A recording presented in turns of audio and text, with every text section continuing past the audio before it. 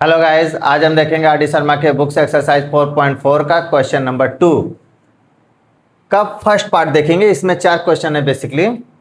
तो first part में इस क्वेश्चन में क्या क्या रहा है कि इसका आप पहले पता करिए कि इसके रूट्स कैसे हैं। ठीक है, अगर रूट्स रियल हैं तो आप रूट्स फाइंड कर दिए, अदरवाइज अगर रूट्स रियल नहीं है तो इसको मत फाइंड करिए। कैसे पता चलेगा कि रूट्स रियल है या नहीं है? ये पता चलता है आपका डिस्क्रिमिनेंट निकाल करके। ठीक है, डिस्क्रिमिनेंट निकालने के लिए हमने प्रीवियस वीडियो में देखा था, जब क्वेश्चन नंबर 1 सॉल्व किया था वहां पे हमने डिस्क्रिमिनेंट निकाला था। ठीक है, तो इसको हम कैसे निकालेंगे? पहले इसको हम ax² plus bx plus C equals to 0 से कंपेयर कराएंगे। जब कंपेयर कराएंगे तो यहाँ से a की वैल्यू निकल के आएगी क्या 3, b की वैल्यू निकल के आएगी 2√5 और c की वैल्यू निकल के आएगी -5। साइन के साथ लेते हैं हम लोग, ऐसा नहीं है c की वैल्यू 5 उठा लेंगे। c की वैल्यू यहाँ से -5। क्यों -5 लेंगे? क्योंकि अगर प्लस करेंगे यहाँ तो -5। देखिए कंपेयर कराइए, प्लस प्लस c की वैल्यू -5 आ गया। ठीक है, अब डिस्क्रिमिनेंट का फॉर्मूला क्या था? यहाँ से b² माइनस का 4ac, तो b की वैल्यू 2√5 का होल स्क्वायर माइनस का 4 इंटू 3 इंटू माइनस का 5। यहाँ से 2 दूना 4 पंजे 20 प्लस का 4 3 12 पंजे 60, यहाँ से 80। डी की वैल्यू 80 आ गई। ठीक है, अब डी की वैल्यू पॉजिटिव होती है तो उसको हम रियल रूट्स कहते हैं। तो यहाँ लिख सकते हैं हम इक्वेशन हैव रियल रूट्स। क्या लिख सकते हैं? Equation has real roots.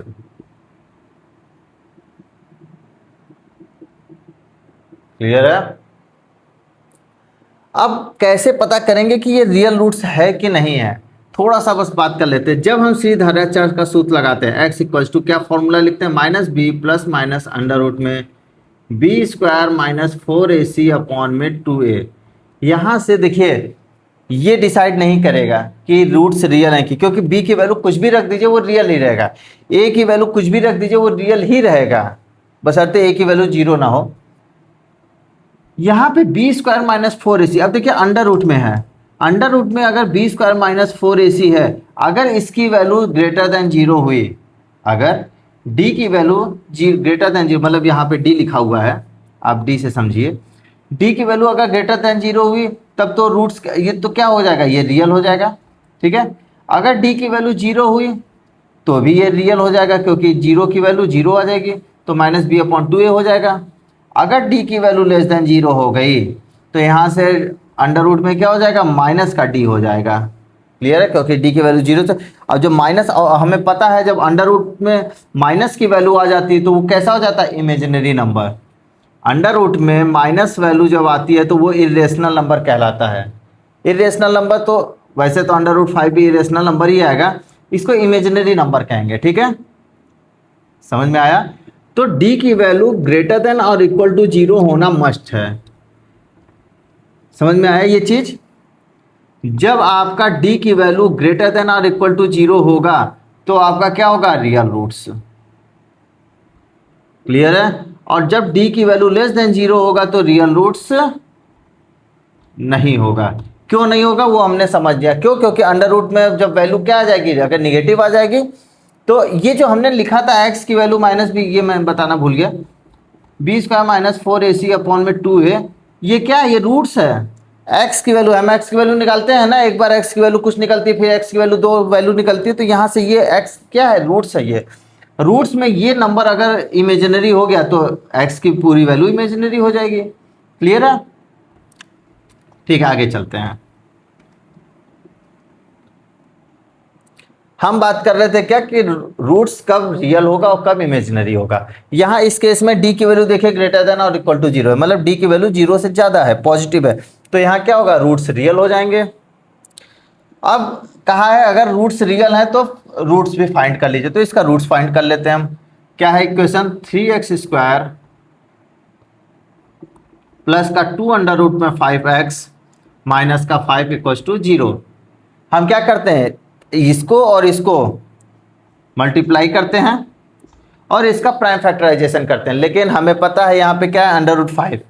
जब √5 होता है तो 5 को हम 2 पार्टों में डिवाइड कर देते हैं। किस में? अंडर रूट 5 इंटू √5 में। और इंटू 3, ठीक है। तो यहाँ से देखिए एक मिल जाएगा हमें 3√5 और एक मिल जाएगा √5। इनको सब्ट्रैक्ट करने पे देखिए 2√5 आ जा रहा है, ठीक है, एकदम क्लियर है, बहुत सरल है। तो हमें 3√5 मिल गया और क्या मिल गया 3x² प्लस का 3√5x प्लस का सॉरी माइनस का √5x माइनस का 5 इक्वल टू। क्यों हम सब्ट्रैक्ट करके ला रहे हैं? क्योंकि यहाँ पे देखिए माइनस है, यहाँ प्लस है, प्लस इंटू माइनस क्या हो जाएगा माइनस है। जब माइनस आता है तो क्या करते हैं सब्ट्रैक्ट करते हैं। यहाँ से क्या कॉमन लेंगे हम 3x कॉमन लेंगे। क्यों कॉमन लेंगे? क्योंकि आपको अच्छे से पता है हमें ये क्या नंबर, ये माइनस का यहाँ से कुछ कॉमन लेंगे, ये दोनों हमें क्या करना है सेम करना है। इसके लिए हमें क्या करना पड़ेगा x रखना पड़ेगा। 3x कॉमन लेंगे x प्लस यहाँ से 3 हटा देंगे क्या बच जाएगा अंडर रूट में 5 केवल।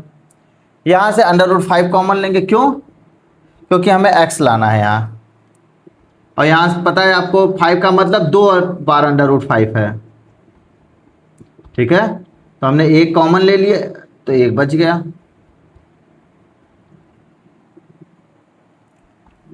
यहां से क्या हुआ x प्लस √5 3x माइनस √5।